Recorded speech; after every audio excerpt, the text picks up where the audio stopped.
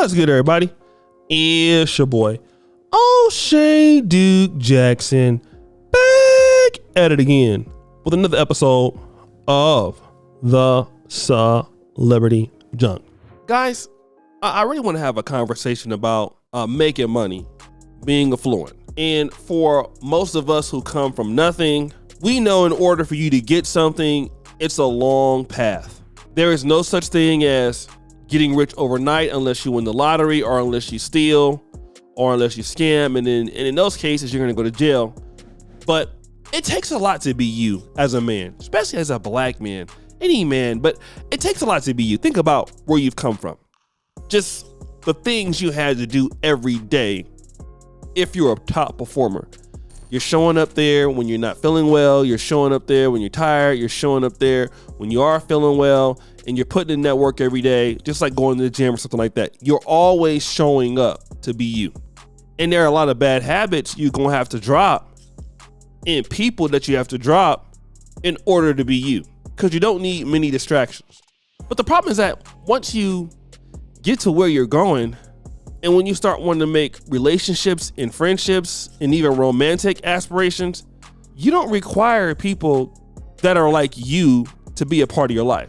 And that's the problem with Mr. DJ Akademiks. And let me just say this, DJ Akademiks, the guy has a motor, the guy can work, the guy is by far one of the most successful hip hop bloggers ever. He's one of the first guys to really do this. But the situation with DJ Akademiks is, despite making a lot of money and despite being very rich, DJ Akademiks doesn't require his woman to do anything for him. And that's why he's having problems all the time with ladies. And he had to put a restraining order on this lady. But what I'm going to do is, he talked about it. I'm going to play a clip from his own live stream. The guy is very transparent. I like that about him. Then we'll come back. All right. The game just started. I'm gonna make this quick for y'all. I ain't even gonna go too long. You know what I mean? We gonna get straight to the meat and potatoes. And that's why I cut the intro kind of early. What up, YouTube? What up, Facebook? We now on Rumble today. Probably be back on it tomorrow. All right, I'm gonna just get straight into all of this. First and foremost, I think my Discord been shut down. I'm gonna get it back up after this. You feel me? However, I just want to kind of get some. Let me tell you this.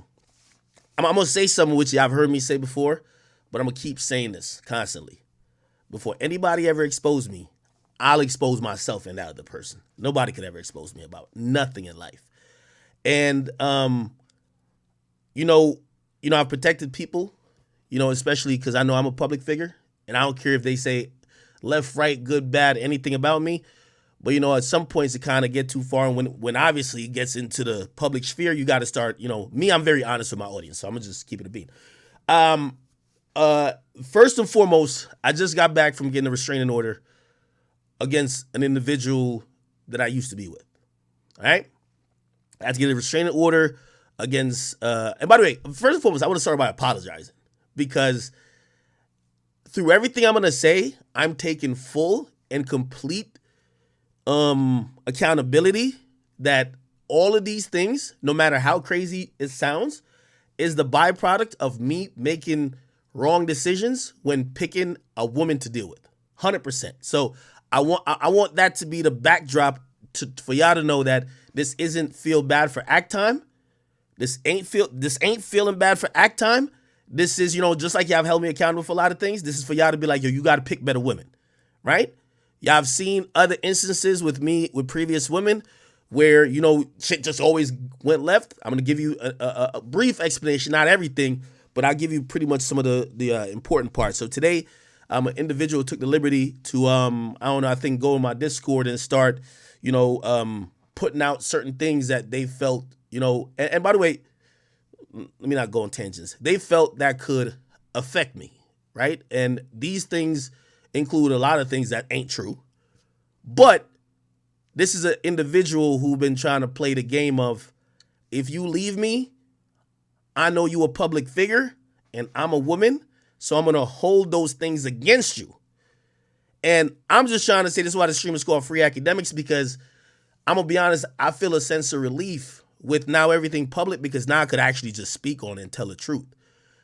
Because when you have a particular person who is, you know, trying to either blackmail you, and I won't call it necessarily blackmail, but they're constantly threatening you like, yo, you know what?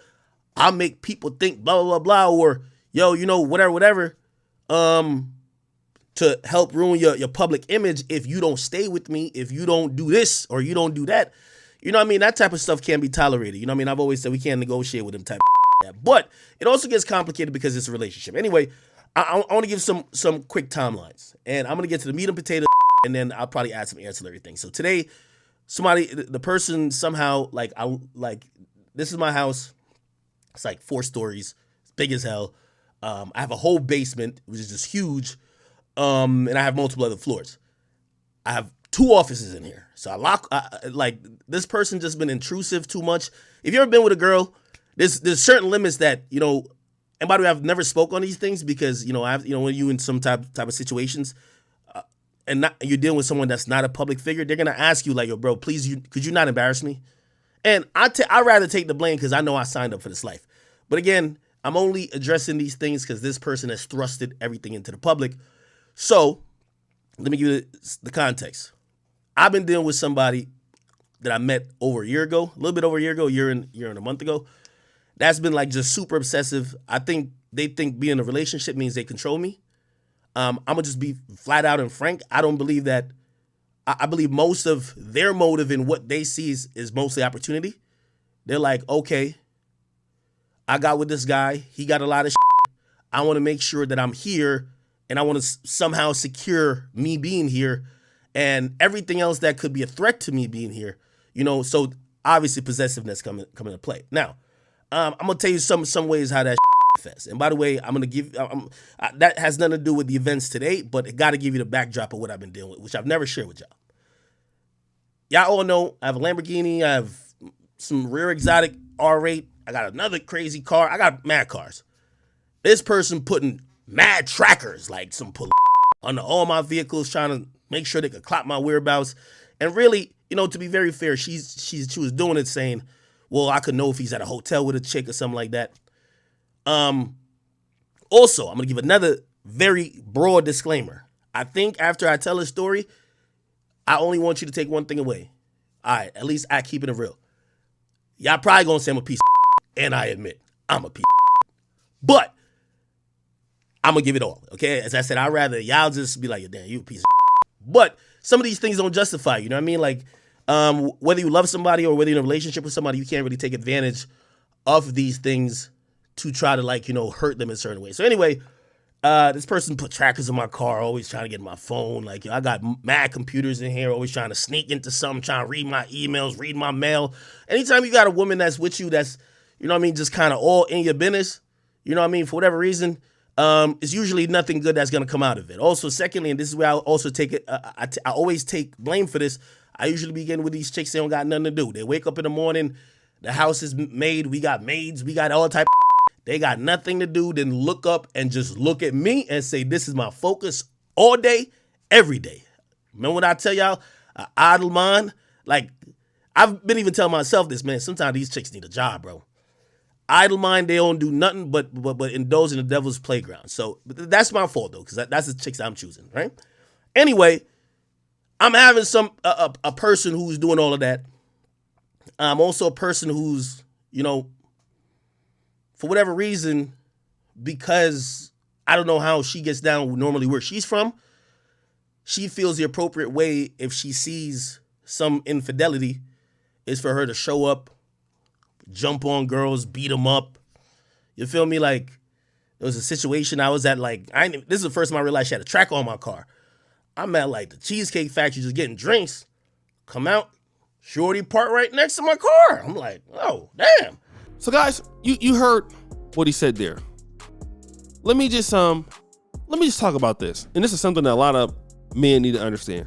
You worked hard to get whatever money you got, a house, a car, these things. And it seems like with a guy like Akademiks, he's willing to make a trade for, okay, you look very nice, so because you do, I'll let you into my car, my trips.